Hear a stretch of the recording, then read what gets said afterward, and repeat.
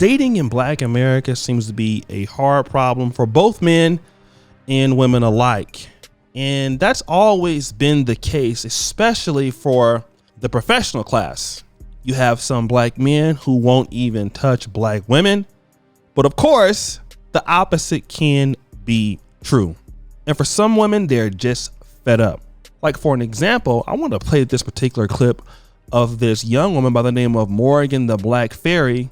And she's talking about her issues dating in the Black community. And dating in the Black community is very much so different.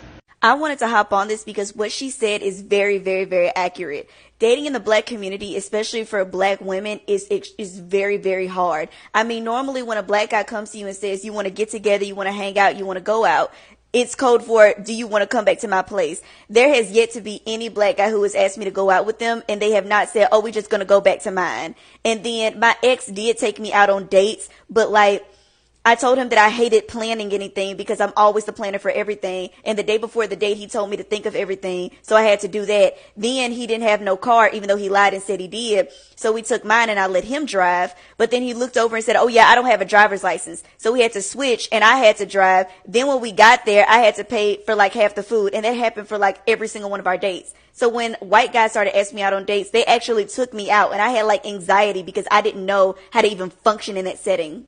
So as you see there, guys, seems to be a little rough on the sister.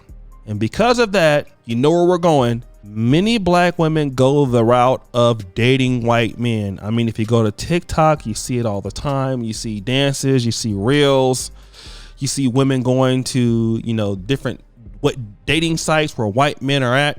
And it's all because, Black men are not hitting a certain standard. So I guess I get that, right? Because, I know Black men who are happily married to white women, and I guess the opposite can be true.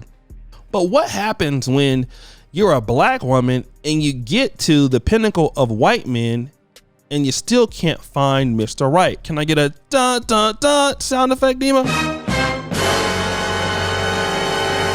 Meet Isha Sesay. Now, I believe Sesay is a Sierra Leonean last name. And I mean, if you look at her, she's absolutely gorgeous. Single, successful, 46 years old, CNN anchor, at least a former CNN anchor. I mean, she's a knockout. Beautiful woman. She could pass in any community. I mean, white guys would date her, Black men would date her. She's attractive, goal driven. She's around the right people. She's always been around the right people.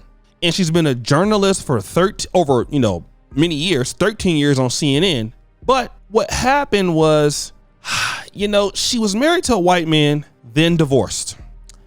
Began dating another white man, and the relationship wasn't moving fast enough. So she dates exclusively white men. She had this to say. Sad music. A few months ago, I found myself in a subpar relationship with a man who took about 12 hours to reply to all my texts, among other red flags. It was then in the aftermath of our inevitable breakup that it hit me. Not having a child would be the greatest regret of my life. And with my biological clock tickling down, if I was waiting on the right man to come along before I did it, well, I might just find myself out of time. And so here you have, this is her posting on USA Today, her article. And it says this, drum roll, please. I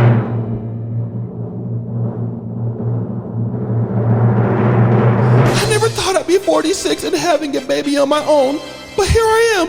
Surprise, I'm pregnant. Here's how it all happened. Actually, it's the Today Show. But now people are bigging her up, and this is a great thing for her to be pregnant by herself. But you know what? It seems like being pregnant by yourself is a very tough thing. And I want to play this particular story from this young lady. And the TikTok is Good Mother, Bad Woman. That's right, the name of the TikTok user. And we're going to talk about how hard it is having a kid by yourself. What's up, single mamas? Hey, girl. So the thing about being pregnant and alone is that it sucks, right? You didn't make a baby by yourself, and then when you're pregnant, you start to realize that this process was not meant to be endured alone. I remember my pregnant cousin had called me one time and she was crying and she was like, yo, cuz, how did you make it all those times being pregnant by yourself? And I was like, honey, with tears and sadness, okay? I cried all the time, right? Most of us, many of us were made single moms from the men that we were actually in a relationship with or married to or dealing with in some way. So in addition to all of the emotions that you are experiencing for the very first time, right, because every pregnancy is different, in addition to that, you have heartache and you have panic, right? You got to deal with all of that. And you sitting here wondering, like, how could he leave me like this? Where is the sympathy? Where is the empathy? You did this to me. You changed me forever. And now you're not here. I used to cry all the time. Everything is harder, right? Shoveling snow by yourself when you're pregnant at 5 o'clock in the morning. You know, simple tasks, walking back and forth. Your body is exhausted, throwing up. And the only person to comfort you is your 4-year-old daughter trying to give you a cookie because she don't know what to do. All the extremes, right? From feeling extremely hungry and the cravings or even super horny. There's nobody there to help you with any of that, right? He might even be laid up with somebody else while you sitting here 35 pounds, 25 pounds overweight, not feeling like yourself, not looking like yourself. You just got to wait that shit out. Nobody to encourage you or telling you you're doing a good job or they're in this thing with you. Or baby, you look amazing. You're glowing. You get none of that. But God, honey. Because they say that you can't go uphill on accident, right? So here I am at the bottom of my hill. I got my baby in arms. I got my baby in belly. And I'm looking at the top and I'm saying, I can do all things and nobody is going to stop me from getting to where I'm going. Not these kids, not these circumstances, not these men, not my bad decisions, not any of that. Because the thing about women is that if it's in you to create life naturally, then damn it, it's in you to survive that shit as well. I'm serious. Because as women, we are the ones who stay. We are the ones who figure shit out. We are the ones who create something from nothing every single day. So I look at my girls and I say, okay, if y'all had to be left with one of two parents during this process, then baby, you picked the right one. You the right one, girl. You got this. So guys, it seems to be quite difficult. But now, of course, if you go to her Instagram, you will see women bigging her up. You will see women congratulating her. But here's the problem that we're not dealing with, right? Here's a woman who got to her preference, which was Mr. White, or some of us could say Mr. Right. You were working in the industry for many years. Can't blame black men. I'm not saying that she does, because obviously I've never heard about her hating on black men. But you know, the thing about it is this: she has been able to get all kind of men because of the industry she's been in. Good looking lady. But why can she find Mr. Right? Because she wasn't Mrs. Right. And the guy that she wanted to be with or deal with, she couldn't attract or keep the person. So she got her own self pregnant. Now, we don't know if the child is black sperm donor or white sperm donor. I'd probably guess that we know which one it might be. But again, women are being encouraged to do this because they can't find Mr. Right. And what they're implying is that it's men's fault because the right guy is not there or they're not selling for less. Well, we got to deal with the free market. And free market economics pretty much dictates this one rule. And I'm not an economist by any means, but the market decides who they can associate with. The best free market economy known to man is that of the dating market. Because the dating market doesn't operate like, you know, when things go down, COVID, and, you know, you have certain pandemics coming around. The dating market is pretty consistent. The dating market says, for the most part, if you're a woman and you're valuable, you can require what you're looking for. Same thing as a man.